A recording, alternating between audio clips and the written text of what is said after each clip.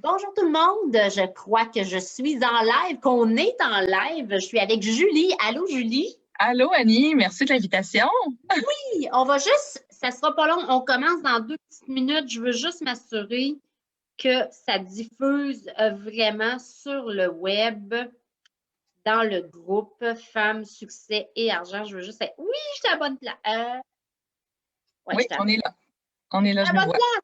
Oui. Yes, je vais juste mettre les commentaires pour voir. Oups, puis j'enlève le son. Allô, allô, allô, allô tout le monde. Allô Julie, tellement heureuse de te voir avec nous Ben ici oui, je suis ce contente d'être matin. là avec toi puis avec ta communauté ce matin. J'espère que tout le monde va bien. Oui, donc bonjour Nicole. Nicole est là. Peut-être que vous ne connaissez pas encore Julie, donc je vais vous la présenter. Julie, on s'est rencontrés un peu avant toute la saga du COVID et quand je l'ai rencontrée, elle était en marche pour tu débutais un peu ton entreprise. C'était pas encore comme c'est maintenant, si on peut dire. Et, euh, et là, il y a de ça, la semaine dernière, je lui ai fait un suivi pour voir comment elle allait et je me suis rendu compte qu'elle cartonnait. Donc, dans la dernière année, sa business a explosé de Ouais. façon incroyable. Puis, je trouvais ça tellement inspirant de connaître ton histoire, Julie. Fait que j'avais le goût qu'on partage aux gens justement le cheminement parce que OK. il y a plusieurs personnes dans la période qu'on a vécue, ils ont vécu un effondrement, puis toi, ben, puis il y en a d'autres aussi qui ont vécu ce que toi, tu as vécu, une propulsion. Puis je Ouais. pense que ce qui s'est passé, puis je pense que c'est le message que j'ai le goût que les femmes retiennent aujourd'hui avec notre entrevue ensemble, qui va durer à peu près 25 minutes, c'est que des fois, même dans un contexte où, tu sais, quand le COVID est arrivé, il y en a qui ont pu être incertains, avoir peur, insécurisés, mais on peut quand même, puis toi, ça s'est fait quand même naturellement, tu sais, je te disais ça, puis tu disais, je sais pas comment je l'ai fait, mais on peut quand même avoir une expansion incroyable, et c'est ça qui s'est passé avec toi. Ouais. Donc, Julie, dis-nous un peu en 30 secondes, une minute, c'est quoi ta business? Parce que Julie, c'est la prof du web.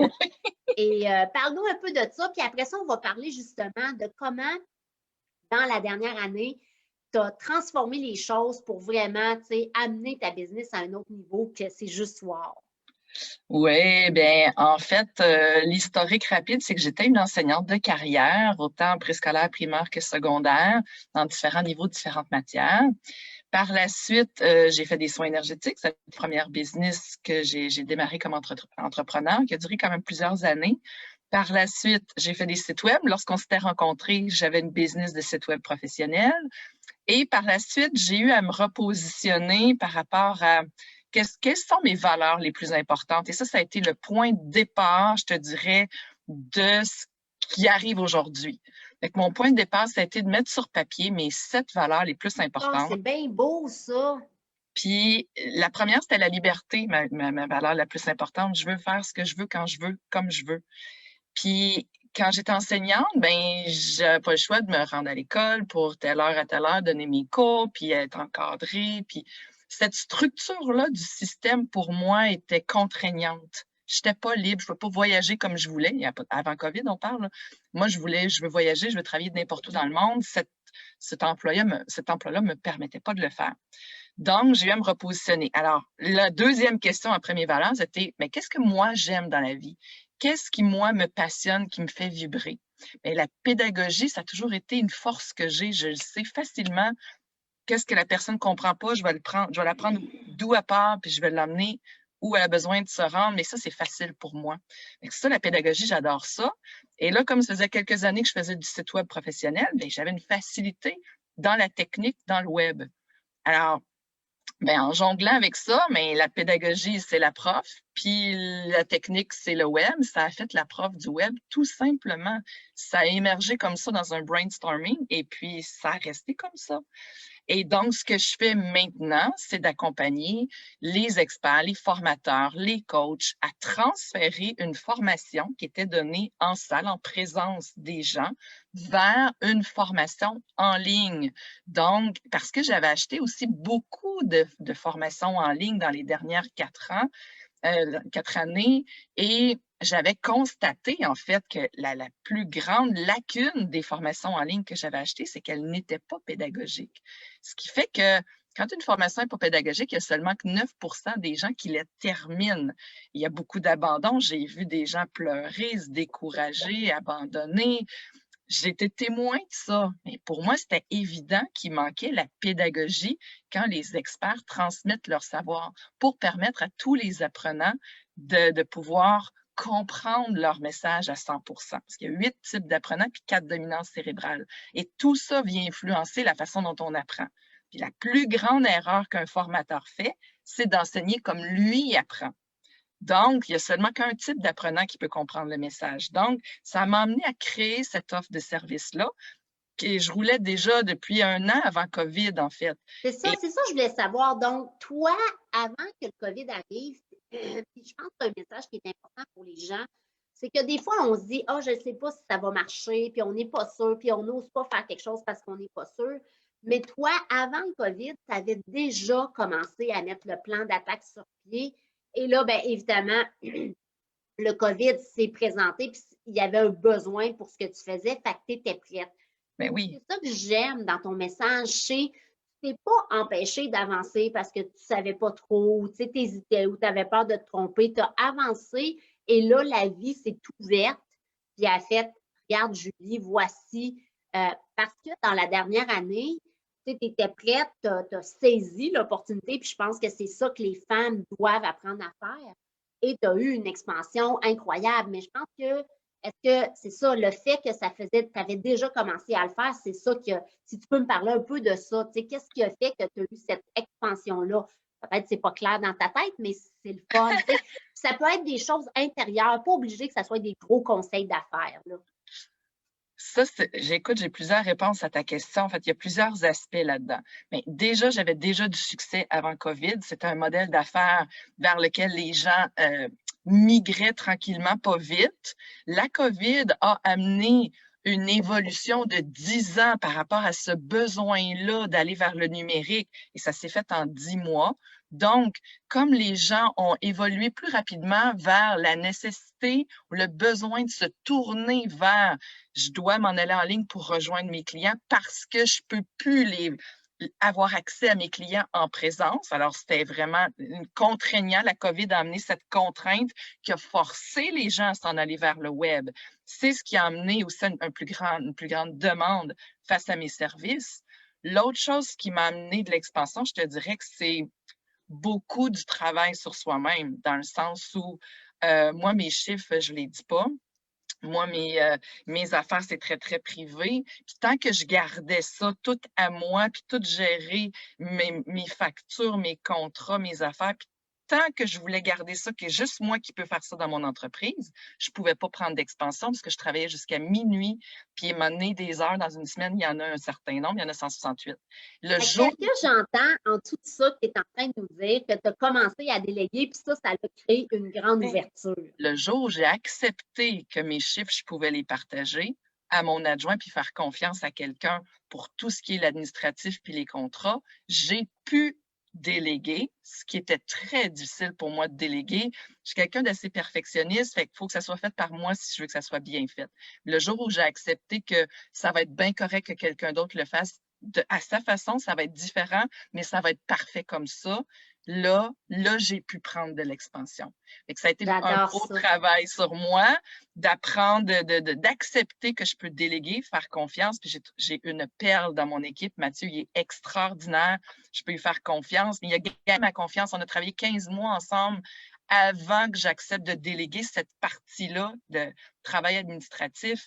Puis maintenant, je laisse plein de liberté, plein de latitude.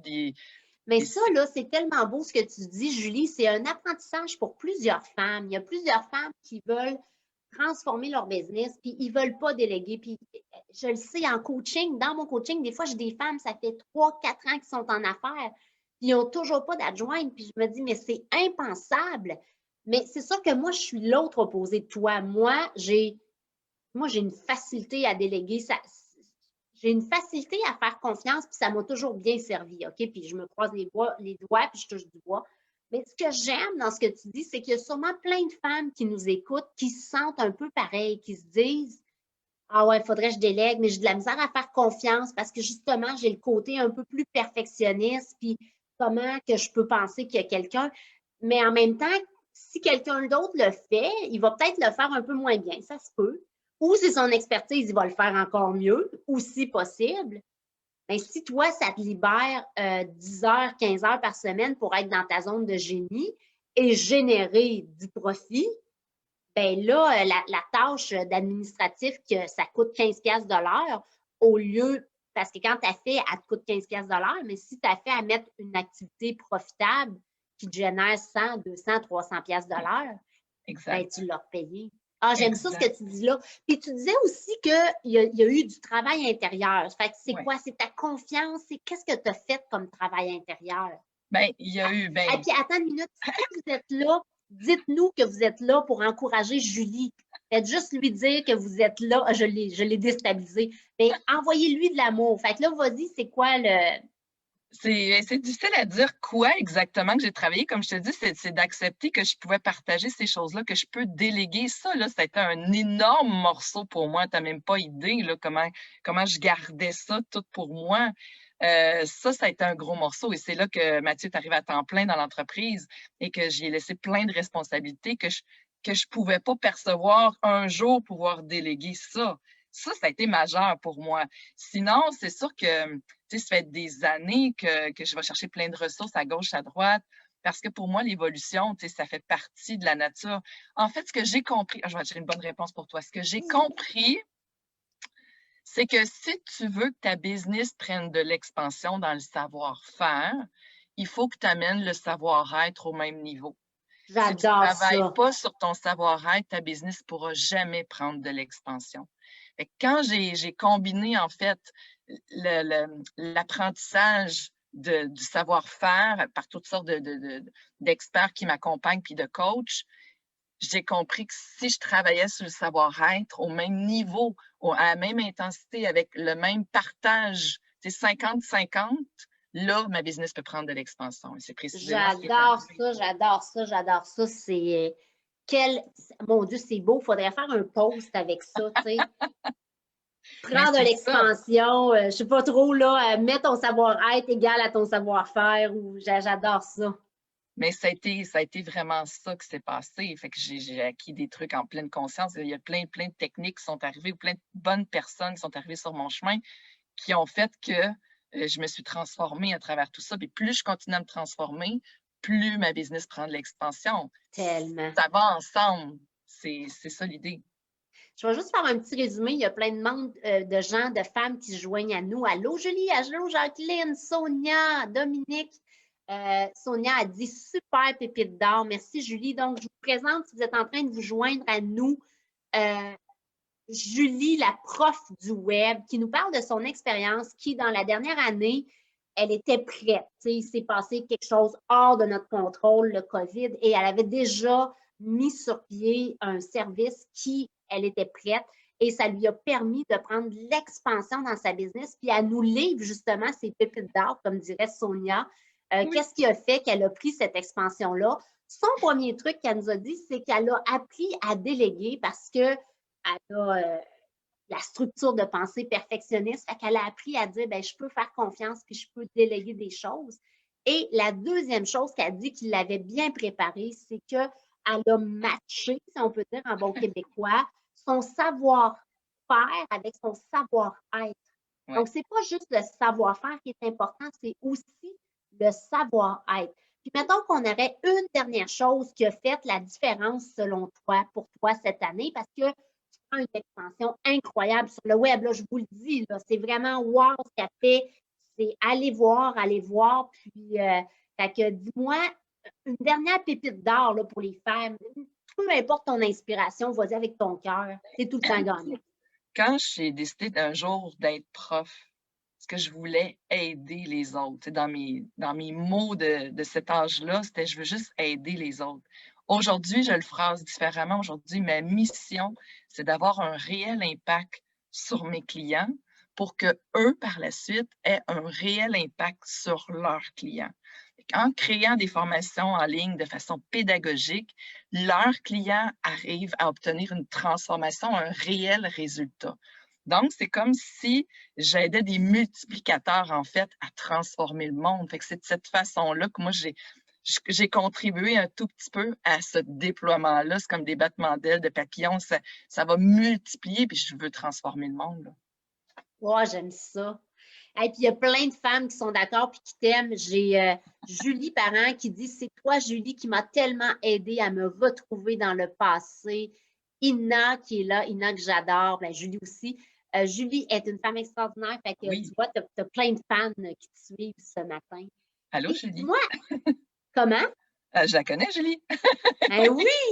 Eh oui! Et dans tout ce beau parcours-là, je vais te poser une question que tu n'es pas prête, OK? Je t'en ai Ah, pas parlé que je te poserais cette OK. question-là parce que il y a eu une expansion, il y a eu probablement plus de travail que tu pouvais imaginer qu'il y en aurait.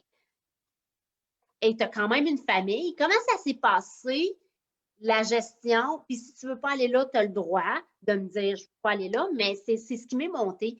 Comment ça s'est passé pour toi, l'adaptation de toute cette belle expansion-là au niveau de ta business et d'adapter tout ça à la gestion de la famille? Tu sais, parce que quand tu étais prof, tu avais une certaine gestion qui était probablement plus simple. Tu finis à 3h30 et tout ça. Fait que là, comment ça s'est passé, ça? Parce que je suis sûre qu'il y a plein de mamans qui veulent savoir ça. Il y en a qui vont me reconnaître, celles qui me connaissent. Je suis méga organisée, structurée. Je suis tombée dedans, moi, quand j'étais petite. C'est comme Obélix, là. Écoute, je sais pas comment je fais ça, mais c'est inné. On va le dire comme ça. Fait que quand est arrivée la COVID, puis que les écoles ont toutes fermé, tout ça, moi, j'avais donné ma démission 4 jours avant. J'ai vraiment fait la transition de carrière. Le 9 mars, ma démission tombait effective, puis le 13, tout a fermé.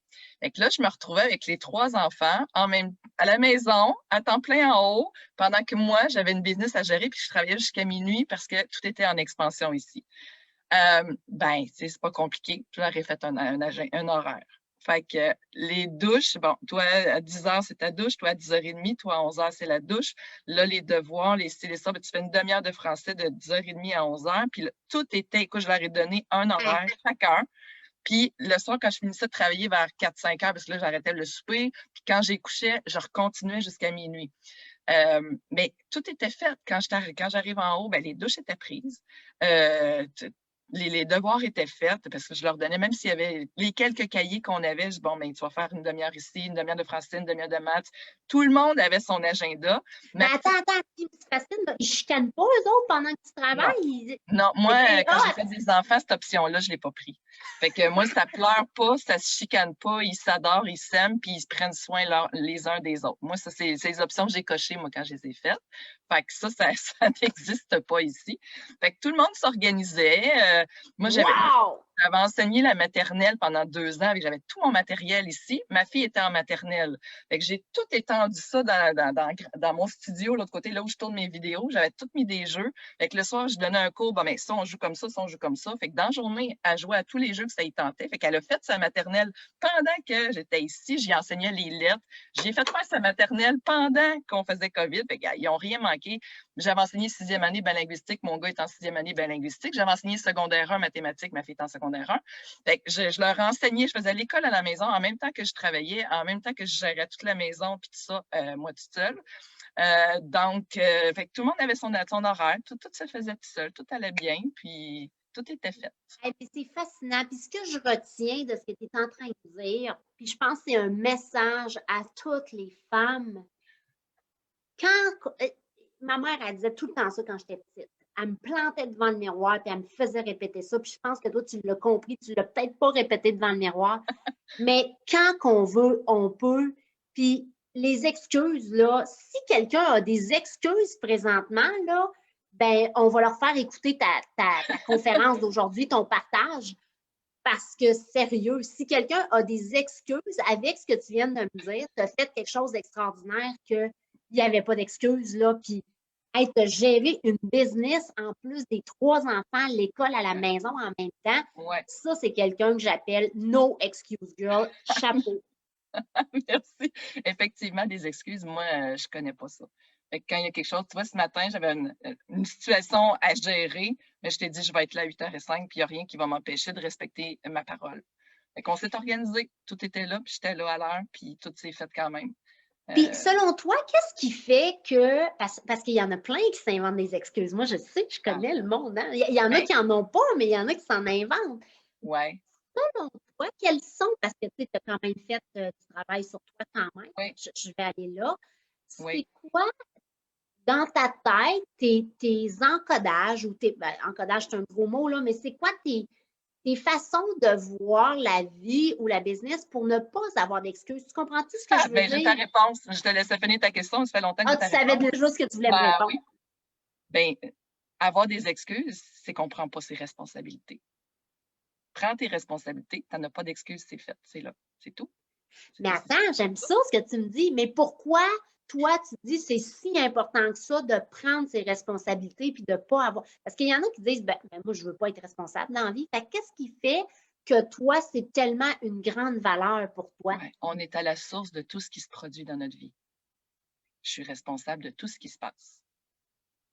Et je suis aussi bien de prendre les bonnes décisions parce que si je prends les mauvaises, il va m'arriver. Je vais être responsable de ce qui va arriver. C'est aussi simple que ça. OK, attends, répète ça, c'était trop beau. Donc, on est à la source de tout ce qui se produit dans notre vie. Exactement ce que tu viens de dire, c'est magnifique. On est à la source de tout ce qui se produit dans notre vie. On est responsable de tout ce qui se produit dans notre vie.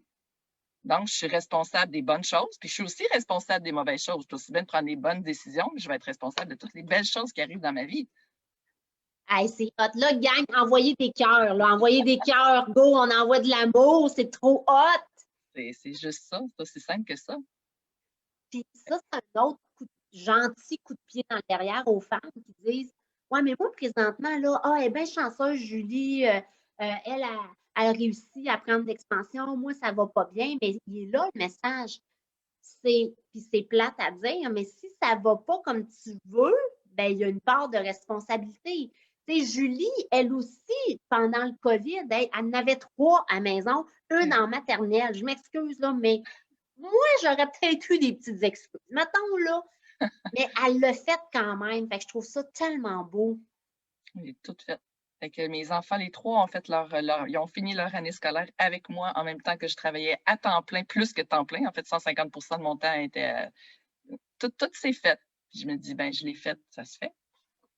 Puis je me suis pas brûlée, là, je suis pas tombée en burn-out, j'avais plein d'énergie. Parce que j'étais alignée sur mon X. Dans tout ce que je faisais dans ma journée, ça me nourrit, moi, de voir que mes clients, ils se transforment, ils réussissent. Puis leurs clients sont super satisfaits, ils ont juste des feedbacks positifs. Moi, là, ça, c'est ma raison d'exister, là, de voir que les gens autour sont bien, ils réussissent, ils sont heureux dans ce qu'ils font. Ça, là, c'est ma raison de faire ce que je fais, là. C'est ça qui me nourrit. Donc, moi, j'ai plein d'énergie, là. C'est pas un problème. Hey, c'est tellement beau. Puis avant qu'on termine, il nous reste à peu près 5 minutes. Ça serait quoi ton mot de la fin pour les. Hey, il y a plein de monde, là, il y a plein de beaux commentaires. C'est drôle, Facebook me dit qu'il y a juste 4 personnes, mais ça se peut pas. Il y a plus de monde que ça parce qu'on a tellement de commentaires. Donc, moi, je vois les commentaires. C'est donc bien beau. Merci, donc bien. C'est hot, hein? C'est donc bien beau. Ben oui, je vois ça. Mais juste pour dire, avant que tu nous dises ton mot de la fin, souvent, moi, je fais ce qu'on appelle des suivis personnalisés. Un suivi personnalisé, c'est de recontacter des gens pour voir comment ils vont, entretenir le lien parce que je trouve ça important dans une business. Puis Julie, je t'ai rendu que j'ai fait comme « Hey, c'est vrai, on s'est rencontrés à Toronto l'année passée, puis je me demande comment elle va. » Fait que j'ai fait un suivi personnalisé. Puis elle a été super fine. Puis là, elle m'a raconté ces choses. Puis regardez ce que ça fait dans ce temps-là. C'est comme, elle avait l'ouverture, puis on est en Facebook Live, puis tout le monde capote, puis aime ce que tu dis. Fait que merci tellement.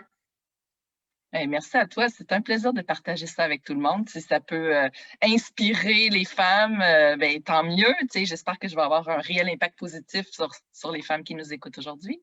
Mais je pense que tu en as déjà un parce qu'il y a eu plusieurs commentaires à cet effet. Fait que Julie, ton mot de la fin. Mettons que quelqu'un dit « Hey, sais-tu quoi, Julie? Ça m'inspire ton histoire. J'adore ça. » Ben, il va y avoir 2 choses dans le mot de la fin. Ce que tu suggères aux femmes pour l'année qui s'en vient, parce qu'on est encore dans le COVID, puis il y en a pour qui c'est pas facile. Fait que ça se fait quoi ton mot de la fin par rapport à ça?